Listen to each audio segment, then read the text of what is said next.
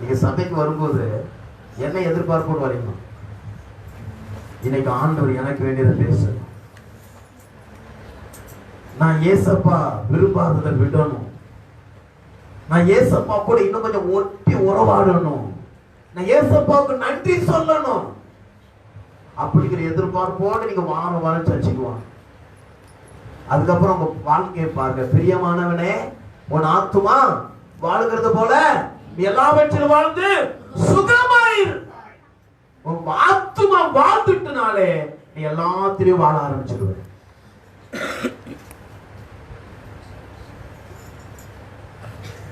நம்ம கிரேஸ் வந்துருக்கு. என்ன வயசு போகுது?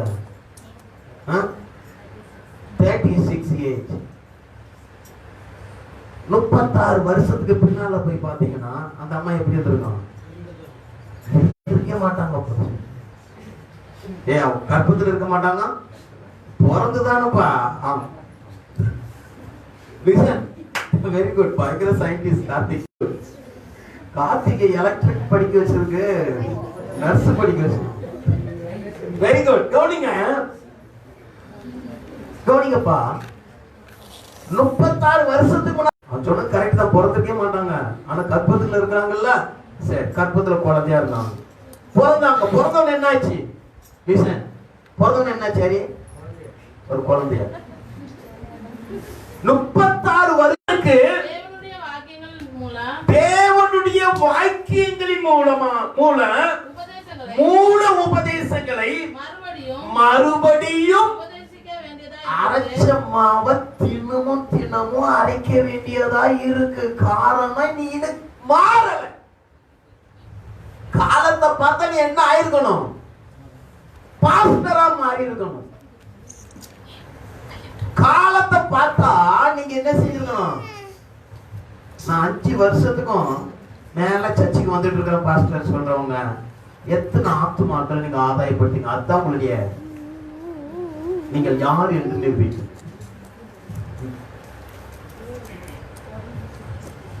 காலத்தை பார்த்தா போதகனாக இருக்க வேண்டிய உங்களுக்கு தேவனுடைய வாக்கியங்களின் மூல உபதேசத்தை மறுபடியும் அடிக்கடி உபதேசிக்க வேண்டியதா இருக்கிறது. அதான் தமிழ்ல சொல்லுவாங்க, அரைச்ச மாவு தினியும் அரைக்க வேண்டியதா இருக்கிறது. வாசிங்க. நீங்கள் பலமான ஆகாரத்தை அல்ல பாலை உண்ணத்தக்கவர்களா இன்னும் பால் புட்டிய வாயில கொடுக்கிற பொசிஷன்ல தான் இருக்கிறீங்க ஆவிக்குரிய உலகத்துல. அதனாலதான் என்ன ஆகல, பாஸ்டர் சொல்றது சில நேரம் ஏறுது. நேத்து ஒருத்தங்க என்ன கொஸ்டின் கேட்டாங்க, பாஸ்டர் பைபிள்ல எனி சம்திங் அந்த அப்படின்னு கேட்டாங்க. நான் சொன்னேன், ஒரு முறையாவது நீ பைபிள வாசிக்காம சந்தேகம் கேட்காத. பைபிள ப்ரீச் பண்ணு, அந்த முடிக்கிறதுல உனக்கு சந்தேகம் கிளியர் ஆயிரு. ஆமென் சொல்லுவோமா? பக்கத்துல சொல்லுங்க, ஒரு முறையாவது பைபிள வாசித்து முடிக்காம கேள்வி கேட்கிறது ஆவிக்குரிய உலகத்துக்கு சரி கிடையாது. ஒரு முறை பைபிள வாசித்துட்டானா நீ கேள்வியே கேட்க மாட்டேன். ஹல்லேலூயா. ஒரு முறையாவது பைபிள வாசி. படிக்க தெரியல பாஸ்டர் சொன்னவங்கள எழுத்து கூட்டியாவது வாசி. எழுத்து கூட தெரியல பாஸ்டர் கேட்டாலும் காதுல வாங்கு. காது உள்ளவன் கேட்க கடவுள். ஆமென் சொல்லுவோமா? அடுத்து வாசிங்க. பால் ஒண்ணு இருக்கிறவன் குழந்தையா இருக்கிறபடியினாலே நீதியின் வசனத்திலே நீதியின் வசனம் தெரியல. பாஸ்டர் ஒண்ணு சொன்ன சர்வனை ஏறிக்கிறது கோபம். நான் சர்ச்சைக்கு வரமாட்டேன் பாஸ்டர். என்ன பாஸ்டர் எனக்குனே பேசுறாரு.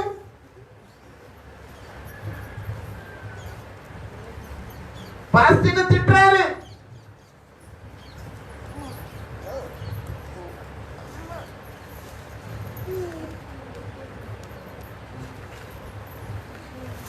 வாரம் ஞாயிற்றுக்கிழமை வானா சில ஆளுகள் வரதில்லை. ஆனா அவங்களுக்கு பர்சனல் ஒர்க் இருக்குன்னா ஞாயிற்றுக்கிழமை லீவ் போட்டுட்டு பர்சனல் ஒர்க் கவனிக்கும். நீதியின் வசனத்திலே பழக்கம் இல்லை. நீதியின் வசனத்துல நீதியின் வசனம் என்ன தெரியுமா? இதுதான், இதை செய் என்று சொல்லுகிற அந்த நீதியின் வசனம் உங்களுக்கு தெரிஞ்சாலே நீங்க ஆண்டவரை தேடுறதை விட மாட்டீங்க. ஆமென் சொல்லுவோமா? அடுத்து வாசிங்க. பலமான ஆகாரமானது நன்மை தீமை இன்னதென்று பயிற்சியினால் பகுத்தறியத்தக்கதாக முயற்சி செய்யும் நானூதிரியர்களுடைய பூரண வயதுள்ளவர்களுக்கு இது. பிள்ளைகளே, இப்ப நீங்க எப்படி இருக்கிறீங்க? உங்க சரீரம் வளர்ந்துருச்சு, உங்க ஆவி எப்படி இருக்குது? பக்கத்துல சொல்லுங்க, கை கொடுங்களேன். நீங்க சபைக்கு வந்து எத்தனை வருஷம் ஆகுது? இன்னும் சரீரத்துல வளர்ந்துட்டீங்க. சர்ச்சுக்கு வர்றதுக்கு முன்னால கல்யாணம் பண்ணாம வந்தீங்க, இப்ப கல்யாணம் பண்ணிட்டீங்க. இயேசுவை ஏத்துக்கொள்ளாததுக்கு முன்னால குழந்தையா இருந்தீங்க, இப்ப வாலிபனா ஆயிட்டீங்க, இப்ப ஞானஸ்நானம் எடுத்துட்டீங்க. இத்தனை வருஷத்துல உங்க சரீரத்திற்கு என்னென்னமோ கொடுக்குறீங்க. குஸ்தி ஆகிறதுக்கு என்ன மருந்து தீனி, என்ன ஹார்லிக்ஸ், என்ன போர்மிட்டா, உங்க ஆத்மா எங்க இன்னும் பட்டிக்கிட்டே இருக்கு.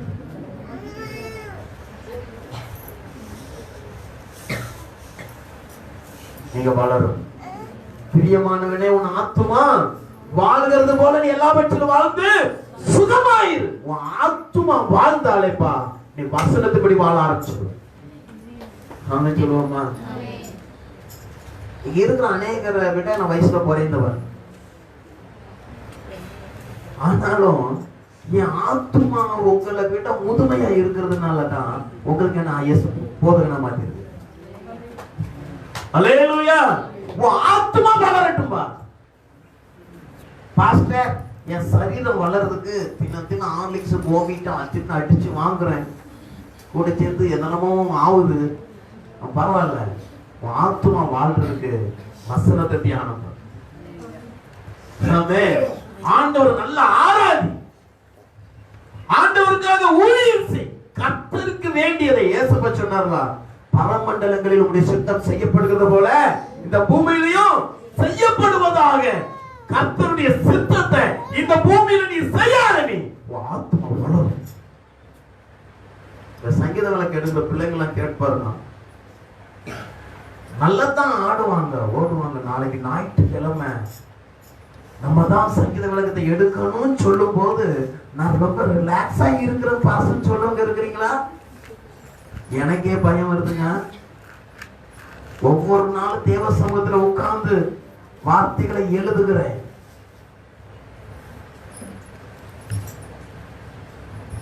பயம் வருது, நாளைக்கு என்ன பேசுவோம், என்ன பேசுவோம், என்ன பேசுவோம், ஆண்டவர் என்ன சொல்லுவாரு, ஜனங்கள் நம்பி வராங்களே என்ன பேசுவாரு. ஆண்டவரோடு கூட உட்காருகிறோம். இன்னைக்கு காலையில 6 மணிக்கு பைபிள் எடுத்துக்கணும் நின்ன, எனக்கு 1 மணிக்கு போன் வந்தது, டெத்து பாஸ்டர் வாங்க அப்படின்னு சொல்லி. மணியை பார்க்கிற மணி 1, 6 மணில இருந்து நின்றுகிறேன். ஆவிக்குரிய உலகத்துல ஊழியத்தை சர்வசாதாரணமாய் செய்கிறது ஊழியம் அல்ல. பயபக்தியோடு செய்யணும். தேவ சமூகத்துல அமரணும்.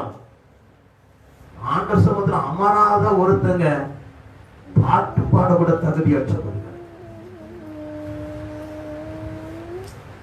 ஆமென். கீபோர்டு வாசிக்க வந்தா கூட ஜெபத்தோட வரணும். தேவ சமூகத்துல உட்காரணும். ஆமென் சொல்லுவோமா? அல்லேலூயா. இப்பெல்லாம் இருந்தீங்கன்னா நம்ம ஆக்கினைக்கு என்ன செய்யலாம்? புரிந்தவங்களா கை தட்டுங்க போறோம். யாருக்கு சொன்னது புரிஞ்சு? ஆமென். இப்போ எது ஆக்கினைக்கு நம்மளை வழி நடத்துகிறது? யாருக்கு ஆக்கினை தீர்ப்பு வருகிறது, யாருக்கு வரல அப்படின்னு சொல்லி கடந்த வாரத்துல எஸ்ரா புஸ்தகமும் யோபு புஸ்தகமும் வாசித்தேன். யோபு 1 அதிகாரத்துல இருந்து 25 அதிகாரம் நேற்றோட வாசித்தோம். ஃபுல்லா வாசித்து முடிக்கணும் தான் நின்ன, சூழ்நிலையினை கொண்டு போயிடுச்சு. அதனால எஸ்ரா புஸ்தகத்திலையும் நான் வாரம் பேசுற என்னுடைய சத்தியத்திற்கும் என் பைபிளை நீங்க எடுத்துட்டு வந்து பார்த்தீங்கன்னா, நான் எழுதியிருக்கிற டேட்டுக்கு நீங்க பார்த்தீங்கன்னா, அந்த வாரத்துல நான் படித்த பகுதியில இருந்தா உங்களுக்கு செய்தி எடுக்கிறேன். ஆமென். ஆனா நிறைய பேர் சொல்றாங்க, எங்களுக்கு வேண்டியத ஆண்டவர் பேசுறாரு. போன வாரம் ஒரு வாலிப தம்பி கேட்டான், நாங்க பேசிட்டு இருந்தது உங்கள்கிட்ட வந்து யார் சொன்னது அப்படின்னா, எனக்கு தெரியவே தெரியாது. ஆனா ஆண்டவர் என்னமோ பண்ணியிருக்கிறாரு, அது மட்டும் தெரியுது. அல்லேலூயா.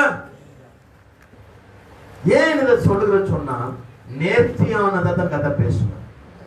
என்ன தேவையோடு வருகிறீர்களோ அதை ஆண்டவர் பேசுவார். ஆமென். அந்த பகுதியிலிருந்து யார் ஆக்கினிக்கு உட்பட்டவர்கள், யார் ஆக்கினிக்கு விலகி இருக்கிறார்கள் என்கிறதை குறித்து சில காரியங்களை சொல்ல போகிறேன். நெகேமியா பாஸ்டர், நீங்க நிறைய வசனம் சொல்றீங்க அப்படின்னு சொல்றீங்க. நான் என்ன வார்த்தை உங்களுக்கு சொல்றேனோ, நான் சொல்ற வசனத்துலலாம் அந்த வார்த்தை இருக்குதுன்னு அர்த்தம். ஆமென். அதை நீங்க நோட் பண்ணுங்க, கர்த்தர் உங்களை ஆசீர்வதிப்பார். நெகேமியா 4:1 முதல் 5, நெகேமியா 4:1-7, நெகேமியா 6:1, நெகேமியா 6:10-14, நெகேமியா 6:18-19. இதுல நெகேமியா 4:1 முதல் வாசிப்போமா? யார் ஆக்கினிக்குட்பட்டவர்கள்?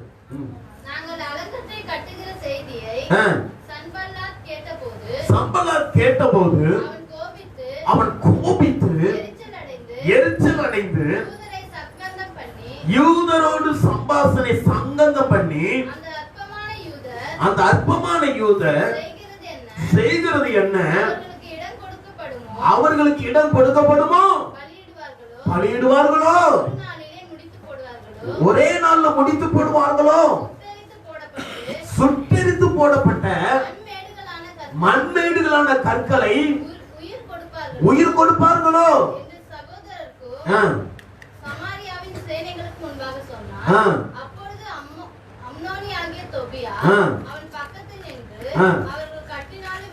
அவர்கள் கட்டினாலும் என்ன? ஒரு நரி ஏறி போனால் அவர்கள் கல்மதில் இடிந்து போகும் என்றால், எங்கள் தேவனே, நாங்கள் அவனால் அவமதிக்கப்படுகிறதை கேட்கிறீரே.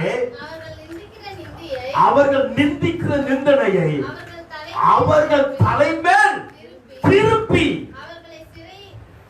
அவர்களை சிறையிருப்பின் காலத்தில் தேசத்திலே சூறைக்கு ஒப்புக்கொடும்.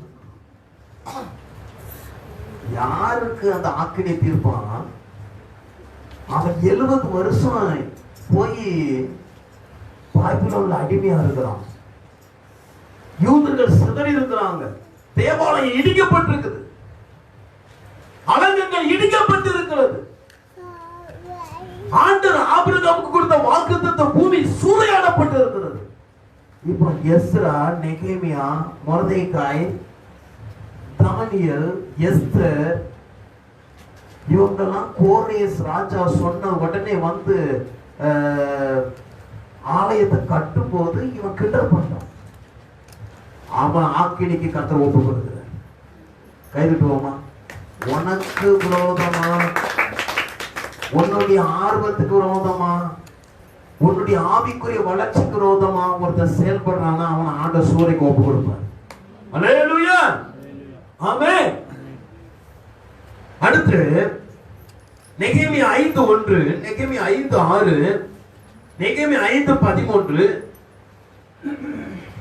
சங்கீதம் 15:5, 2 ராஜாக்கள் 4:1. இதுல ஒரு சம்பவம் வருகிறது. வாசிப்போம். நெகேமியா 5:1.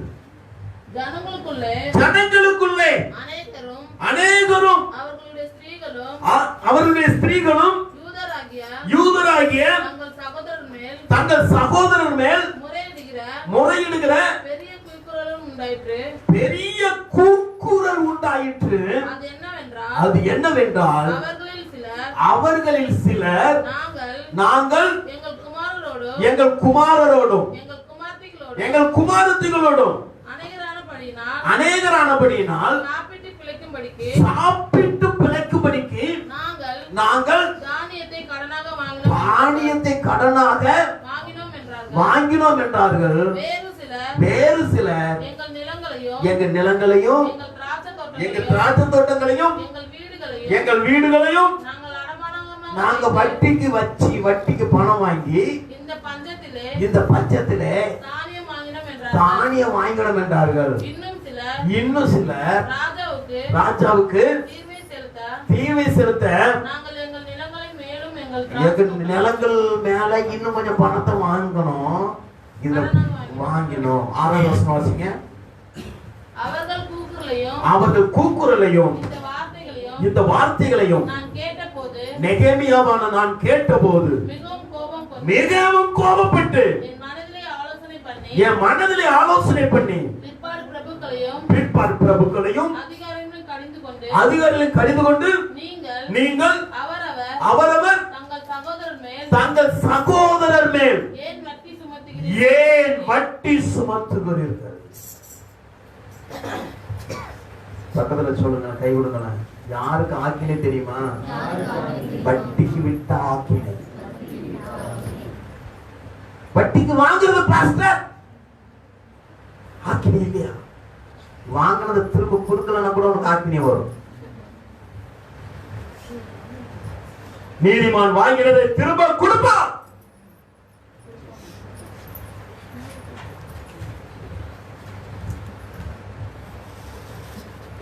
ஹலோ,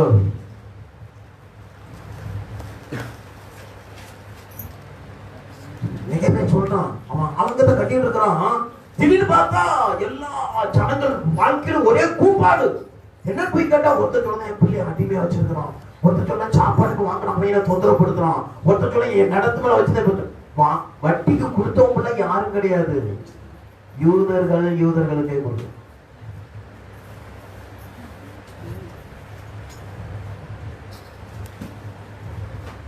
இப்ப இவன் சொன்ன உடனே என்ன நடக்குது?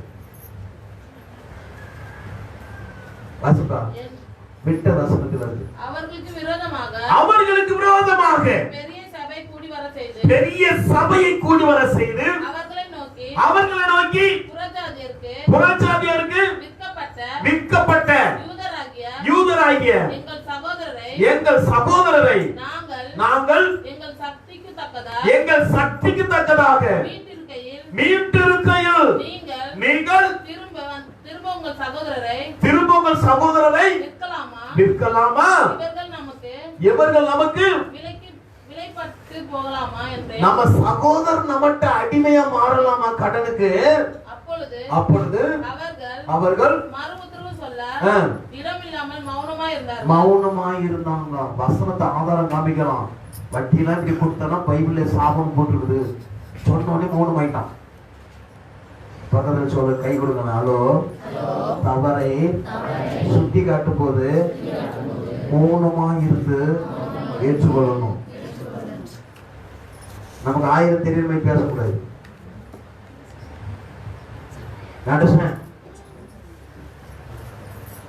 அடுத்து பின்னும் நான் அவர்களை நோக்கி நீங்கள் செய்கிற காரியம் நல்லதல்ல.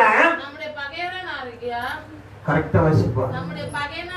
நம்முடைய பகைஞராகிய புறஜாதியார் நிந்திக்கிறது நிமித்தம் நீங்கள் நம்முடைய தேவனுக்கு பயந்து நடக்க வேண்டும் அல்லவா?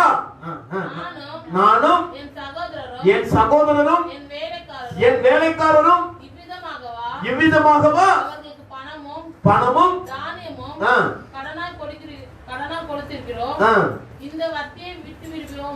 இந்த வட்டியை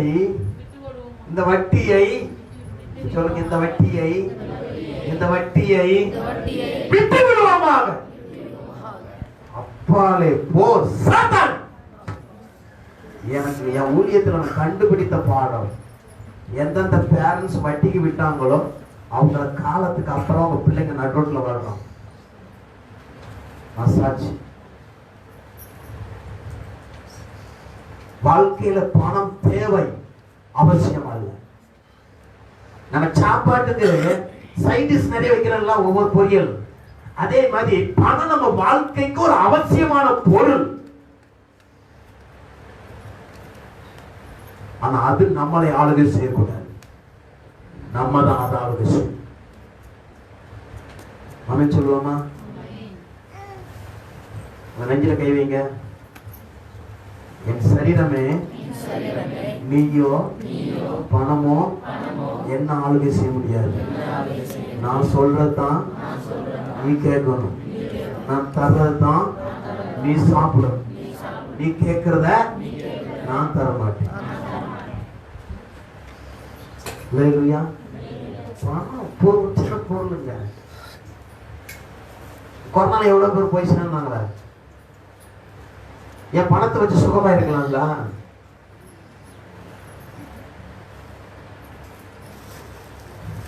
சென்னையில வெள்ளம் வந்துருச்சு.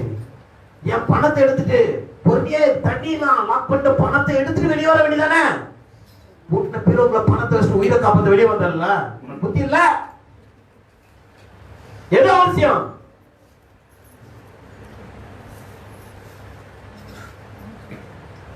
பக்கத்துல சொல்லுங்க பார்க்கலாம். உண்மையோட வட்டிக்கு கொடுக்கிற பிசாசு போறது. குடும்பத்தை அழிச்சணும், ஆயுள் சக்கரத்தை கொடுக்கணும், உன் பிள்ளைகளுக்கு சாபத்தை தரும்.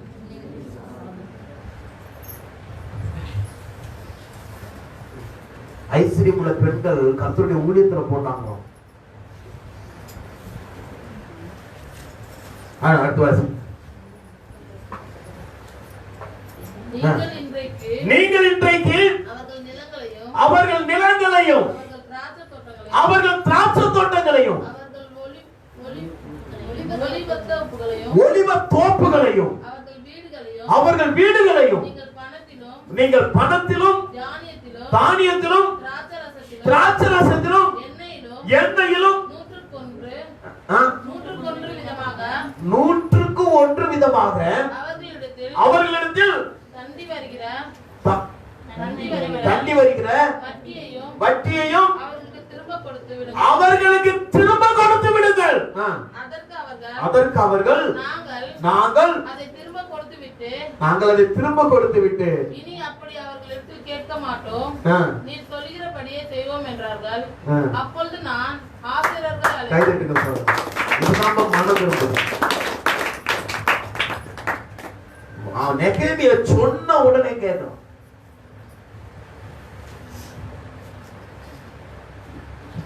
இவங்கெல்லாம் ஆக்கினிக்கு தப்பு வைக்கிறாங்க. பக்கத்துல சொல்லுங்க, வட்டி கொடுக்குற நீ அதை ஸ்டாப் பண்றனா, அதை மன்னிக்கிறனா, இன்னைக்கு உன் குடும்பம் ஆக்கினிக்கு தப்பு வைக்கப்படுகிறது.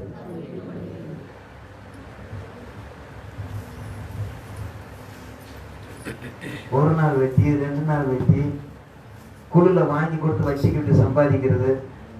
இடத்தை தான் கொண்டு போற கண்ணை மூடிட்டா என்ன பாரி இல்ல, எதை எடுத்து போகும். இதெல்லாம் பாஸ்டுக்கு தெரிய போயிட்டா எல்லாத்தையும் ஊழியத்துல போடணும்.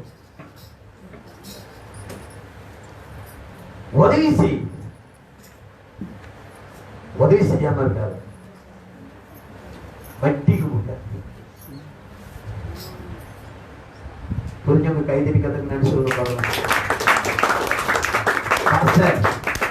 நான் வட்டிக்கு கொடுப்பேன், நான் பணத்தை பணமா மாத்துறேன். அவங்களுக்கு என்ன நடக்க பாருங்க. வாசிப்பு. நான் என் வஸ்திரத்தை உதறி போட்டு இப்படி இந்த வார்த்தைகளை நிறைவேற்றாத எந்த மனிதனையும் அவன் வீட்டிலும் எல்லாம் எடுக்க போறோம். வேத வசனத்தை எடுங்க. நான் சொல்ற வசனத்தை நீங்க வாசிக்கலன்னா உங்களுக்கு புரியாது. எடுத்துட்டீங்களா? நான் வாசிக்க, திரும்பி வாசிக்க. எல்லாம் கவனிங்க அந்த வார்த்தை. எத்தனாவது வசனம்? வசனம் சொல்லுப்பா. 13வது வசனம், அதிகாரம். எல்லாம் அந்த வசனத்துல கை வைங்கப்பா. பக்கம் சொல்லுப்பா. வளையற்பாடு 609வது பக்கம் எடுப்பா. எல்லாம் மடியில வை, பைபிள வாசிக்க. முக்கியமான வேர்டு. ஏன்னா ஏன் உங்களுக்கு சொல்ல தெரியுமா?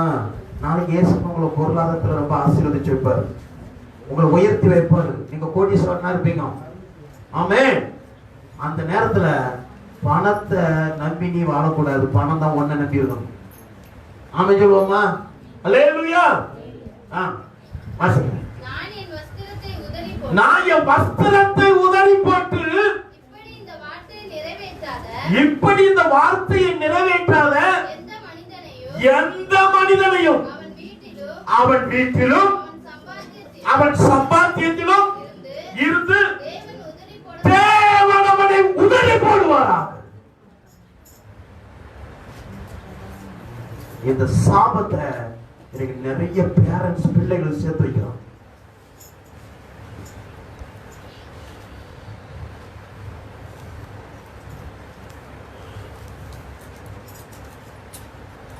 கை உயர்த்துவோமா? ஏசப்பா, அறியாம தவறு நான் செஞ்சிருந்தேன்னா மன்னிப்பா. நீங்க கண்ணை திறந்துட்டீங்க.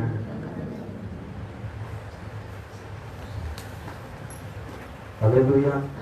ஆண்டவர் பேசுறாருன்னா ரிட்டர்ன் கொடு போய். சகையு இயேசு வீட்டுக்குள்ள வந்த உடனே அநியாயமா சம்பாதிச்சதுல என்ன செஞ்சான்? ரிட்டர்ன். ஆண்டவர் சொல்லி இன்னைக்கு இந்த வீட்டுக்கு ரட்சிப்போம். அமைச்சுடுவோமா? ரிட்டர்ன் கொடு, பரவாயில்ல கொடு. நீ கொடுக்கறது ஆண்டவர் 1000 திரும்ப கொடுத்துருவார். மனம் திரும்புதல் தான் அவசியம். அமைச்சுடுவோமா? உங்களோட ஆண்டவர் பேசுறாருன்னு இன்னைக்கு ரிட்டர்ன் கொடுத்துரு.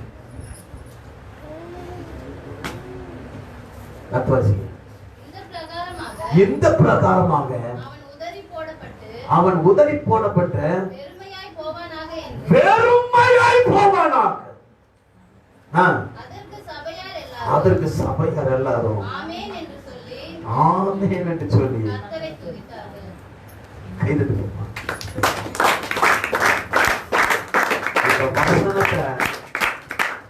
எழுதி உங்க வீட்டுல முக்கியமான இடத்துல ஒட்டி வைங்க.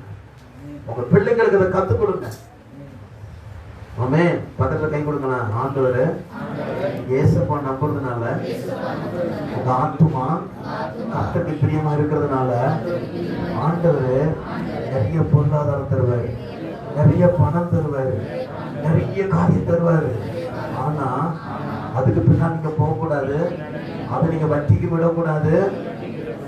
அநேகருக்கு நீ கடன் கொடு, ஆனா வட்டி கொடுங்க.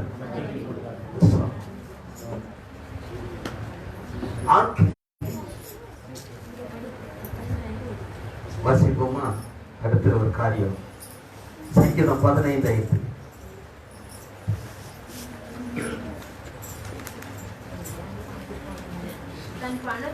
தன் பணத்தை வட்டிக்கு கொடாமலும் குற்றம் இல்லாதவனுக்கு விரோதமாக பரிதானம் வாங்காமலும் இருக்கிறான். இப்படி செய்கிறவன் யார் வட்டிக்கு கொடுக்கலையோ அவனை யாராலையும் அசைக்க முடியாது. ஆமென் சொல்லுவோமா? அல்லேலூயா.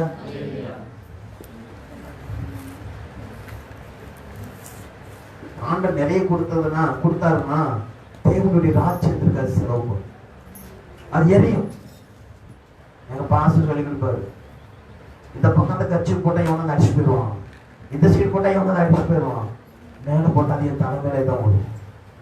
இயேசுக்கு செலவு பண்ணும், ஊழியத்துக்கு செலவு பண்ணும், பிரோஜனத்துக்கு செலவு பண்ணும், தான தர்மத்துக்கு செலவு பண்ணும். நம்ம சபை சார்பா தினமும் ஒரு 50-60 பேருக்கு தினமும் ஒரு நேரமாவது ஆகாரத்துக்கு ஒழுங்கு செஞ்சு கொடுத்துருவோம். அல்லேலூயா. நீங்க கொடுக்கறது விஷயம் கொடுங்க. மாசத்துல ஒரு முறை மிஷனரிகளை தாங்குறோம் நம்ம ஊழியத்துக்கு. ஆமென். நான் கொடுக்கும்போது சொல்லுவேன், என் விசுவாசிகள்லாம் தினக்கூடிய அவங்களுக்கு அச்சமும் பண்ணுப்பாங்க. அல்லேலூயா. ஆமென். இல்லைங்களே, சின்னதான் இயேசுப்பா நம்பி நிறைய கொடுக்குறாரு. நீ ஆண்டவர்கிட்ட விதைச்சுக்கிட்டே தேவனுடைய ராஜ்யத்தை செலவு பண்ணுமா? இந்த பூமி நமக்கு சொந்தமானது அல்லவே அல்ல. வீடு வாசல் நமக்கு சொந்தமானது அல்லவே அல்ல. இயேசுக்காக செலவு பண்ணி அழிந்து போகிற உலக பொருட்களை இயேசுக்காக பயன்படுத்து. ஆமென். நிறைய காரியம் இருக்குது.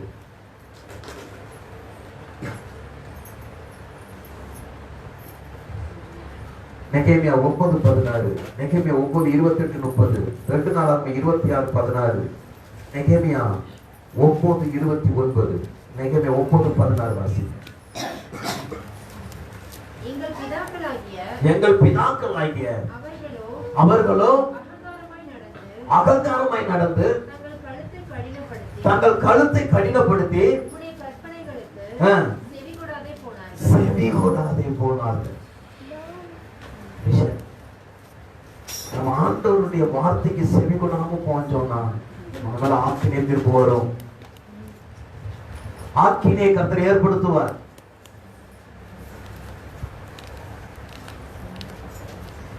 யோபு புஸ்தகத்துக்கு வரலாம். யோபு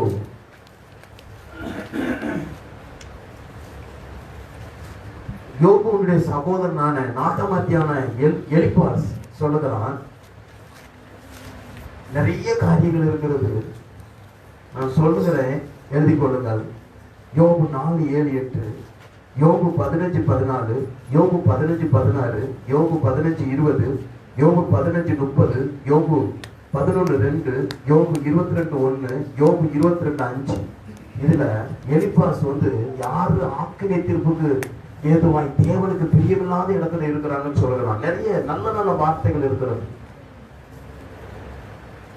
அதை வாசிப்போமா?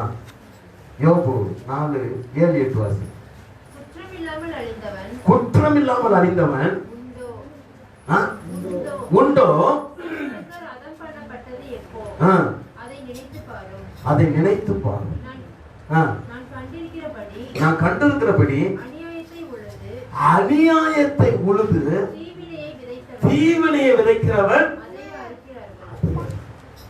யோபுடைய சகோதரர்கள் எல்லாம் யோபுக்கு விரோத நேரம் பேசும்போது அவர்கள் பேசினதை கர்த்தர் தவறு என்று சொல்லவில்லை. நிதானமாய் பேசாம நீ ரொம்ப கடினமாய் என் தாசன் கிட்ட நீ பேசினேன்னு தான் கர்த்தர் கோபப்பட்ட. ஆனா சொன்ன ஒவ்வொரு வார்த்தைகளும் யோசிக்க வேண்டிய வார்த்தைகள். நம்ம எது விதைக்கிறோமோ அதையே அறுப்போம். அடுத்து யோபு 8:13, யோபு 8:8, யோபு 8:20, யோபு 8:22, யோபு 18:15. இதுல பில்தாத் என்கிற அவனுடைய சகோதரன் சொல்லுகிறான். 8:13 வாசிப்போமா? தேவனை மறைக்கிற எல்லாருடைய வழிகளும் அப்படியே இருக்கும். மாயக்காரரின் நம்பிக்கை அழிந்து போகும். 8:8 வாசிங்க. ஆகையால் நீ முந்தின தலைமுறை யாரிடத்தில் விசாரித்து அவர்கள் 8:18-15 அதனிடத்தில் இராதபடிக்கு நிர்மலமான பின் அது இருந்த இடம் உன்னை நான் கண்டதில்லை என்று மறுதலிக்கும். 8:22 உம்மை பகைக்கிறவர்கள் வெட்கத்தால் மூடப்படுவார்கள். துன்மார்க்கருடைய கூடாரம் அழிந்து போகும். இவங்க ஆக்கினைக்கு ஏதுவாய் இருக்கிறாங்க. அடுத்து இன்னொரு சகோதரன் சொல்லுகிறான். யோபு 11:2, யோபு 11:11, யோபு 11:20, யோபு 20:4, யோபு 20:19. நாகமாத்தியான சேவா அவன் சொல்லுகிறான். 11:2 வாசி. ஏராளமான வார்த்தைகளுக்கு உத்தரவு சொல்ல வேண்டாமோ? வாய்ச்சாளன். கரெக்டா வாசிக்க பாருங்க. வாய்ச்சாளகன் நீதிமானாய் விளங்குவானா? உம்முடைய வீம்பு வார்த்தைகளுக்கு மனுஷன் மௌனம். என்னன்னா நிறைய பேசுறவன்ட்ட நீதி இருக்குமான்னு கேட்கலாம்.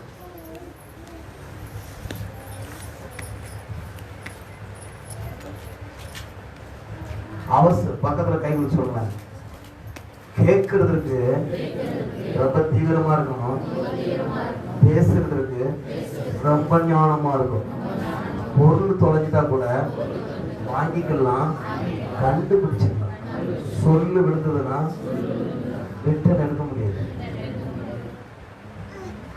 என்ன பிரச்சனை? என்ன சொன்ன? ஹல்லேலூயா. இந்த பேசாம உம்முன்னு இருக்கும் தெரியுமா? உம்ம கொட்டாங்க நிறைய ரகசியம் இருக்கும் அவங்கள்ட்ட. உம்மா அதனால தான் செடிக்கெல்லாம் பேசுறப்ப கவனமா பேசணும். உம்முன்னு இருக்கும்.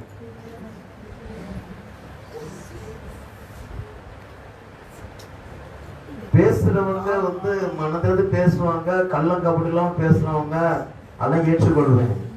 ஆனா நம்ம கிருபை நம்மளே இழந்துரும்.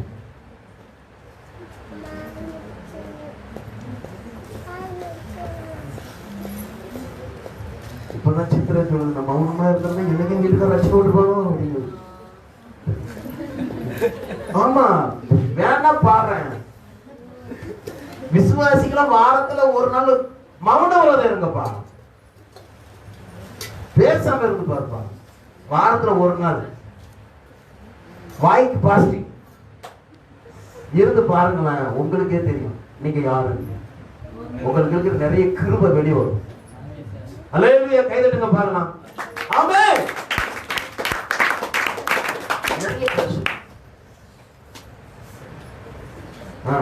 அது ஆக்கினிக்கு நேராம கொண்டு வருகிறதாம்.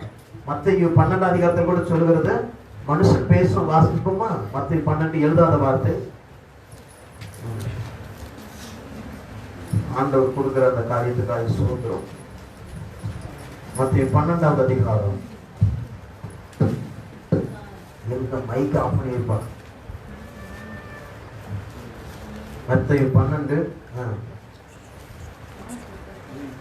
31 வசனம். ஆதலால் நான் உங்களுக்கு சொல்லுகிறேன், எந்த பாவமும் எந்த தூஷணமும் மனுஷனுக்கு மன்னிக்கப்படும், ஆவியானவருக்கு விரோதமான தூஷணமோ மனுஷருக்கு மன்னிக்கப்படுவதில்லை. எவனாயிலும் மனுஷகுமாரனுக்கு விரோதமான வார்த்தையை சொன்னால் அது அவனுக்கு மன்னிக்கப்படும்.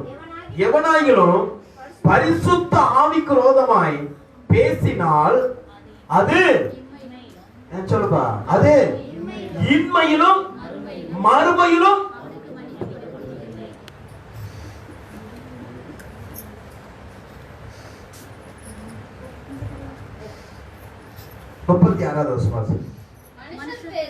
மனுஷர் பேசும் வீணான வார்த்தைகள் யாவையும் குறித்து நியாய தீர்ப்பு நாளில் கணக்கு ஒப்புவிக்க வேண்டும் என்று உங்களுக்கு பக்கத்துல கை கொடுக்கணும். பேசுங்கப்பா, இயேசு குறிச்சு பேசுங்க. உங்க மனைவியை புகழ்ந்து பேசுங்க, உங்க கணவனை புகழ்ந்து பேசுங்க, மற்றவங்களுக்கு என்கரேஜ் பண்ணி. ஆனால் நீங்க பேசுகிற வார்த்தை பரிசுத்த ஆவிக்கு விரோதமாய், ஊழியத்துக்கு விரோதமாய், ஊழியக்காரனுக்கு விரோதமாய் இருக்கக்கூடாது. மல்கியா நான் முடிக்க போறேன். மல்கியா எடுத்துக்கொள்வோமா? மல்கியா பழைய ஏற்பாடு கடைசி புஸ்தகம். அது எழுதாத வார்த்தை.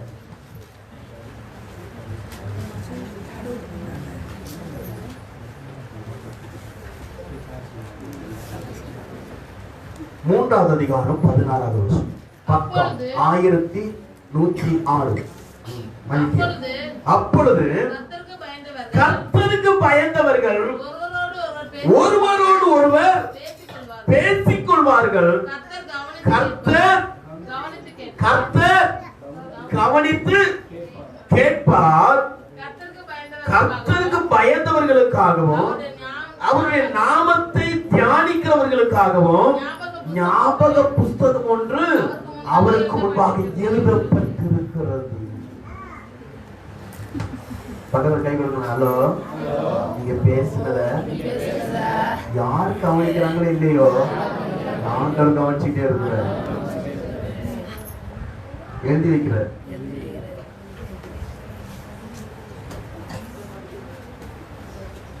அதனால நம்ம எப்படி இருக்க கூடாதான்? வாய் சாலா எல்லாம் தெரியுற மாதிரி பேசக்கூடாது. ஆமென் சொல்லுவோமா? ஆலோசனை கேட்டு கர்த்தருக்காக வாழணும். ஆமென் சொல்லுவோமா? ஹல்லேலூயா.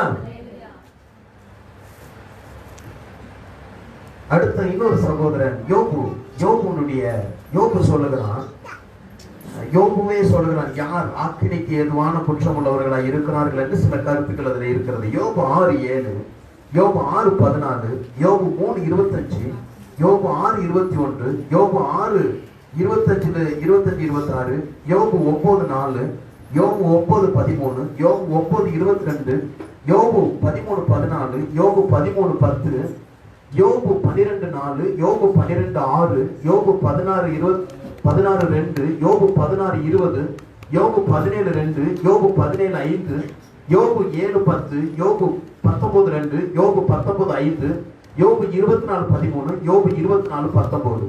இதெல்லாம் பார்த்தா யோபு யாரெல்லாம் ஆண்டவர் நியாயம் செய்கிறார், யார் மேலெல்லாம் ஆண்டவர் கோபப்படுகிறார் என்று எழுதி வைத்திருக்கிறார். அதில் 6வது வசனம், 6வது அதிகாரம் 7வது வசனம். உங்கள் வார்த்தைகளை என் ஆத்துமா தொடமாட்டேன் என்கிறது. அவைகள் அரோசிகமான போஜனம் போல் இருக்கிறது. என் மன்றாட்டு எனக்கு அருளப்பட்டது. 6:14 வாசி. அவைகள் குளிர்கால பனிக்கட்டியினாலும் அதில் விழுந்து இருக்கிற உறைந்த மழையினாலும். யோபு 6:14 உபாதிக்கப்படுகிறவனுக்கு அவனுடைய சிநேகிதனால் ஜெய கிடைக்க வேண்டும். அவனோ சர்வ வல்லவருக்கு பயப்படாது போகிறான். அப்போ கவனிங்க, போறல. ஓகே சரி, 3:25 வாசிங்க. 3:25. நான் பயந்த காரியம் எனக்கு நேரிட்டது. நான் அஞ்சினது வந்தது. யாருக்கு ஆக்கினை தெரியுமா? தேவையில்லாம பயப்படக்கூடாது. ஆமென் சொல்லுவோமா? அல்லேலூயா. யோபு சொல்றான், நான் என்னென்ன வரும்னு பயந்தோன்னா எல்லாமே வீட்டுக்கு வந்தது. யோபு நல்ல விசுவாசி தான், ஆனா பயந்த சுபாவம் வாழ்க்கையில பெரிய சோதனையை சந்தித்து அவன் தான் சொல்றான், நான் பயந்ததெல்லாம் எனக்கு வந்தது. பக்கத்துல சொல்லுங்க, வீணானதுக்கு கர்த்தர் கூட இருக்கும்போது பயப்படக்கூடாது. கர்த்தர் பார்த்துக் கொள்வார், கர்த்தர் கூட இருக்கிறார், கர்த்தர் ரட்சிப்பார், கர்த்தர் நடத்துவார், கர்த்தர் பேசுவார், அப்படி தைரியம் இருக்கும். ஆமென். சுருக்கமா சொல்ல போனா சொல்லுங்க, சுருக்கமா சொல்ல போனா அவிசுவாசியாயிராம விசுவாசிய. ஆமென். யாரு பயப்படுறாங்களோ அவங்களுக்கு விசுவாசம் வெளியில போயிடும். யாரு விசுவாசிக்கிறாங்களோ அவங்களோட பயம் வெளியே. நீங்க எந்த இடத்துல இருக்கு? எளிமையில் இருப்போமா? சொல்லிக்கலாம். அல்லேலூயா. உறைவிடமாக தெரிந்து கொண்டு உலாவுகிறீர் என் உள்ளத்திலே, பிள்ளையாக ஏற்றுக்கொண்டு பேசுகிறீர் என் இதயத்திலே. அப்பா தகப்பனே, உம்மை பாடுவே ஆயுள் நாளெல்லாம், உம்மை உயர்த்துவே. அப்பா தகப்பனே, உம்மை பாடுவே ஆயுள் நாளெல்லாம், உம்மை உயர்த்துவே.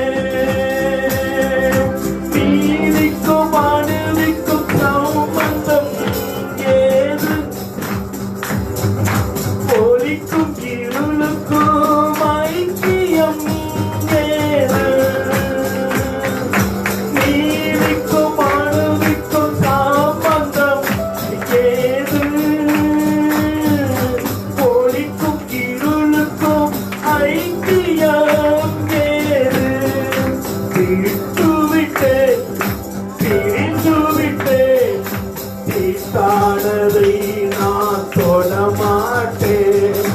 விட்டுவிட்டேன், பிரிந்துவிட்டேன், தீட்டானதை நான் தொடமாட்டேன். அப்பா தகப்பனே, உம்மை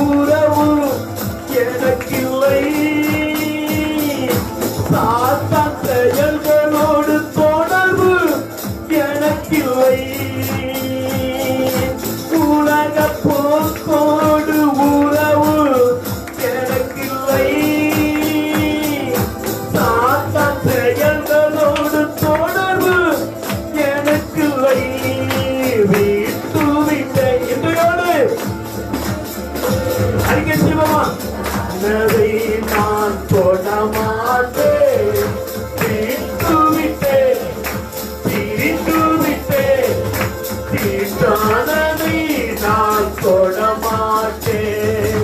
அப்பா தகப்பனே உம்மை ஆயுள் நாளெல்லாம் உம்மை உயர்த்துவேன். அப்பா தகப்பனே இயேசுவே உம்மை ஆமென். அப்பா உயிர் வாழ்கிற நாட்கள் ஆயுள் நாளெல்லாம் உம்மை உயர்த்துவேன். தூய்மையாக்கினேன் ஆவி ஆத்மாவை தெய்வ பயத்துடன் பூரணப்படுத்துவேன். தூய்மையாக்கினேன் ஆவி ஆத்மாவை உமக்கு ஏற்ற வாழ்க்கை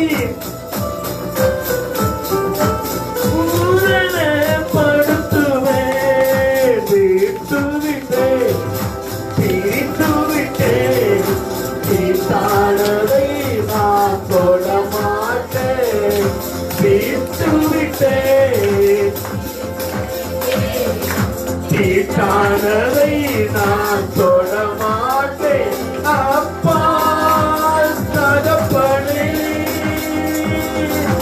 உம்மை பாடுவேன். ஆயுள் நாளெல்லாம்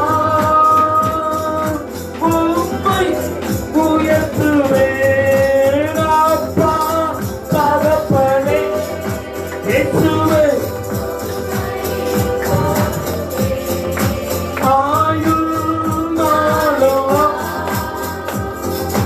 உம்மை உயர்த்துவேன். பயனற்ற இருளின் செயல்களை வெறுக்கிறேன். அதை செய்யும் மனிதனை கடிந்து கொள்கிறேன். பயனற்ற இருளின் செயல்களை வெறுக்கிறேன்.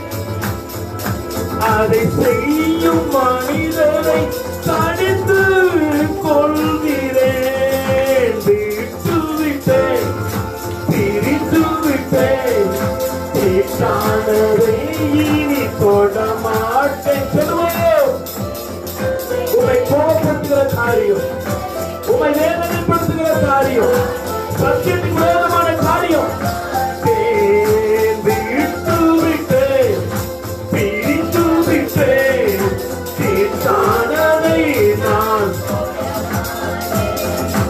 அந்நிய நுகத்தோடு பிணைப்பு எனக்கில்லை. அவிசுவாசிகளின் ஐக்கியம் எனக்கில்லை.